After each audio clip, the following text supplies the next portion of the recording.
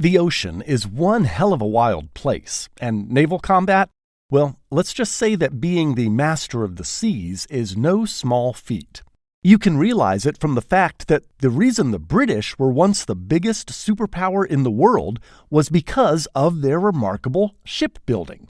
And as a result, they ended up ruling on every single continent, leading to the famous saying that the sun never sets on the British Empire. Flash forward to today, and the only country that can claim to be as big is, you guessed it, the United States of America. And sure enough, they exceed in naval capacity by a huge margin as compared to any remotely close nation. And to maintain that very crucial lead, they need to splurge a ton of cash every once in a while. And so when the U.S. Navy decides to spend a whopping $12 billion on a ship, the biggest one in history, you can expect it will be one hell of a monster.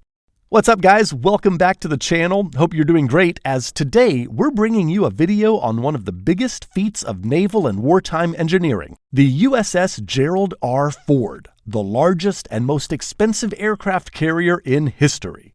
As always, be sure to subscribe and ring the notification bell, and with that done, let's jump into it. To get an idea of just how incredibly expensive this feat of engineering is, the amount of money spent on it could fund the Corporation for Public Broadcasting for almost 3 decades, while if you go the other route, every man, woman, and child in America could be handed $37.42, while other ways to spend that amount of cash could be to buy 7,500 miles of new roads and fund college for nearly 400,000 American students. So with all of that in mind, what on earth is it about this ship that makes it so damn special? Well, here's the rub. When you get a ship that has 3 gyms, its own onboard store, and a coffee shop where sailors can get their Starbucks fix, the price starts to hike up considerably. And the improvements keep going on and on. Take, for instance, the very framework the ship is built upon. This ship is not only a new design, it is in a completely different class. Literally.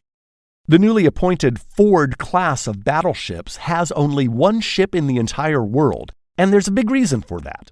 Unlike other ships before it, which were all built on basically the same principles, this one has been designed from the ground up with one thing in mind: maximum overdose. Literally, there is no ship in the world that can match the sheer excess of stuff on this beast. There are 25 decks. It carries 75 separate aircraft, from the pride of the military F-35s to all sorts of helicopters and special assignment planes. It stands a whopping 250 meters above the water, enough to make any passing ferry feel like a flea. And it displaces a mind-numbing 100,000 tons of water when loaded.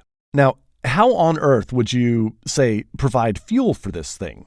Well, be prepared to get your socks blown off yet again, because the thing is, this ship does not need to refuel at all. Because this guy doesn't run on pedestrian petrol or even rocket fuel, but instead it is powered by not one, but 2 separate nuclear reactors.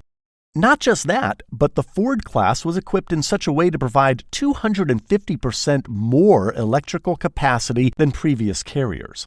What all of that means is that this ship is not only faster and more efficient at all its jobs than previous ones ever could be, but it can practically stay at sea for decades before ever having to even turn towards a harbor. Hell, the entire United States could be wiped away from the face of the earth, and yet the ship could survive without even a second thought. Now, how does one even go about building such a thing? Well, as it turns out, the answer lies in Pokemon Go, of all things. Because not only is the ship and its technologies themselves cutting edge, but the design process was revolutionary too. Way before the contractor, who we'll get to, cut the first piece of metal, the designer had built a digital model of the entire thing. And here's the really fun part. They could walk around in it using augmented reality, the same technology used for games like Pokemon. That stuff is just a fraction of the amount of R&D that went into making the ship what it is today. And to get a small idea of how that works, the ship cost an additional $4.2 billion in just research and development costs, excluding the $12 billion used in construction. Mind blown yet? Or should we keep throwing numbers? Well, what are you here for anyway? The ship itself, worth anywhere from $12 to $13 billion, carries on it over $6 billion worth of equipment, not to mention the fleet that it is surrounded by at all times. So just one fraction of the United States Navy costs over $20 billion. That's larger than the entire worth of some of the world's countries. And it's not half, not a quarter, but just one fleet from the dozens in just one of the 6 branches of the U.S. military. Yeah, you don't get to be the biggest military power in the world for no reason. Now, on to how the ship was built. On September 10, 2008, the U.S. Navy signed a $5.1 billion contract with the famous arms and craft manufacturer Northrop Grumman Shipbuilding in Newport News, Virginia. The contract involved the construction, delivery, as well as total research involved in the ship. Construction on the USS Gerald R. Ford began back on August 11th when the company ceremoniously cut the first piece of steel, a 15-ton plate, for it.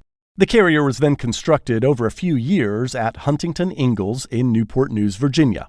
All in all, billions of dollars and thousands of researchers and a crew of 19,000 people went into making what would eventually become the pride of the U.S. Navy. And I imagine a lot of you are wondering about the name. As it turns out, Gerald R. Ford is, you guessed it, an old-timey president, the 38th in fact, serving in the 70s. But his name adorns the vessel for a different reason, as he was one of the naval officers employed back in World War II, and as a result, the Navy held particular respect for the president. The ship was completed in October of 2013 and became the 11th aircraft carrier of the United States Navy. Well, guys, that is all we had for this video. Hope you enjoyed it. If you did, be sure to leave a like. And with that done, I'll see you next time.